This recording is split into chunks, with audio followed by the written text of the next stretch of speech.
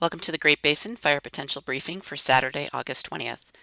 Today we will continue to have wetter thunderstorms across Utah and a mix of wet and dry thunderstorms from northern Nevada up into Idaho.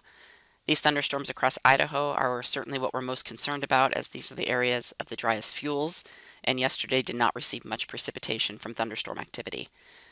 These thunderstorms continue to push slowly east going through Sunday, with drier air and warmer air pushing into western Nevada. Eventually, these warm and dry conditions will make its way north up into Idaho by Monday. However, we do have another system moving into the Pacific Northwest, which may trigger some dry thunderstorms for parts of the central Idaho mountains on Monday, and this is certainly an elevated concern given the fuel conditions and our large fire activity. Otherwise, thunderstorms will continue across Utah, keeping fire danger low. Over the last 24 hours, we did see quite a bit of lightning across Idaho and down into northeast Nevada and obviously across the periphery of Utah into the Arizona Strip. These thunderstorms were on the wetter side for eastern Idaho into Utah and even northeast Nevada. However, up towards central Idaho, where we had this fairly decent cluster of lightning, very spotty precipitation, and most areas received less than 1/10 of an inch. We also had some pretty gusty outflow winds with wind gusts over 55 or 60 miles per hour in some spots up in central Idaho.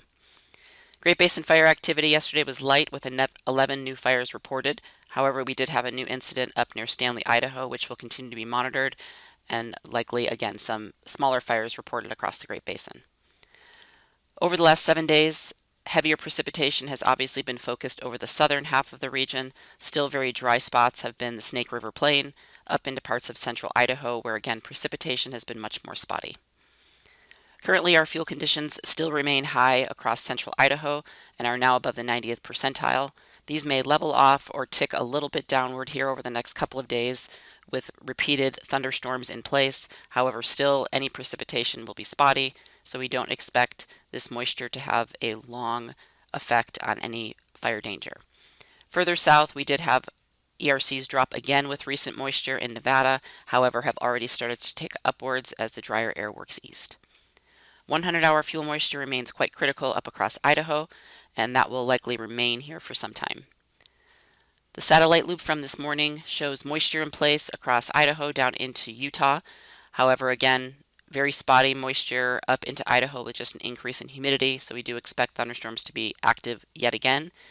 You can see the area of low pressure off the northwest coast.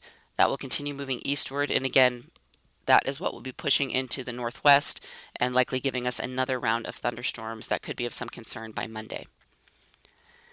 Today, again, the weather picture, you can see the moisture from central Idaho into Utah. And we do have a high risk again today for the central Idaho mountains, which obviously continues further north. So we are expecting scattered thunderstorms, spotty precipitation, could see some brief wetting rains, but again, very spotty in nature with gusty outflow winds. Otherwise, fire danger remains low to moderate elsewhere. As we move into this afternoon, again, you can see the model depiction of where thunderstorms will be located, so very similar to what we saw yesterday, and winds, really no concern with the exception of the gusty outflow winds. Relative humidity will remain generally above 20% in Idaho, and the dry air will also allow relative humidity to drop over western Nevada already by today, so we will see those relative humidities below 15%. Again, no real issues with the wind going through the afternoon. As we move into Sunday, that dry air starts to push a little bit further east. You can see that area of low pressure off the northwest coast that we will continue to watch. We don't have any high risk on Sunday up in Idaho for lightning. Looks like much of the lightning on Sunday might push slightly further east of our large fire activity or develop near those large fires to the east and then continue eastward. So definitely lower lightning coverage expected on Sunday, but still isolated storms across Idaho.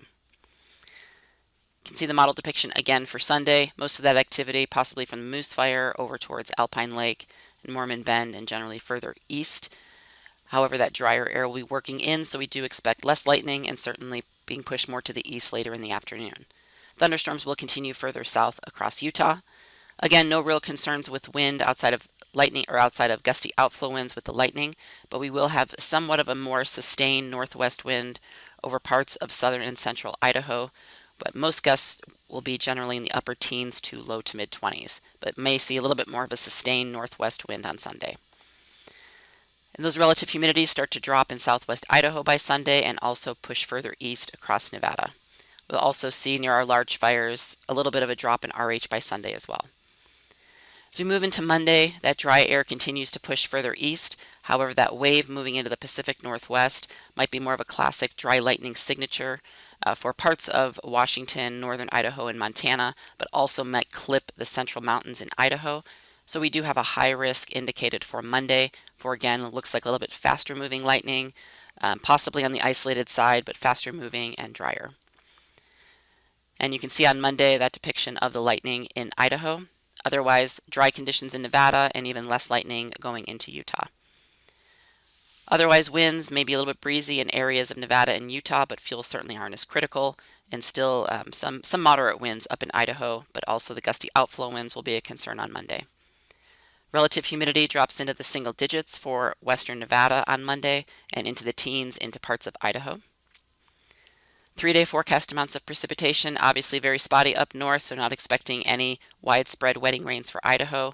Most of those will stay further south in Utah. As we move into Tuesday, we will see moisture start to kind of tick back north and west going through midweek, so a better return of thunderstorms by midweek for Utah and parts of central and eastern Idaho into Wyoming.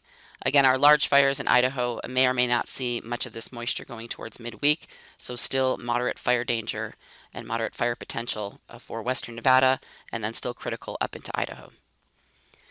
By Thursday, again, that moisture remains in place, might push a little bit more northward up into Nevada, so possibly a little bit more lightning activity, which certainly will show a little bit more initial attack, and we'll see that still the threat for large fires really appears to be limited to Idaho.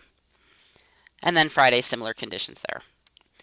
No big changes to the 7-day precip, but again, you can see that moisture moving a little bit further north into Nevada. The 8 to 14-day outlook, taking us from August 27th through September 2nd, shows warm and dry conditions for northern and western sides of the Great Basin, and that monsoon moisture generally being suppressed a little bit further south. So certainly some drier periods and warmer periods coming for late August into September for northern areas. That concludes our webcast for today. Check back tomorrow for the latest updates.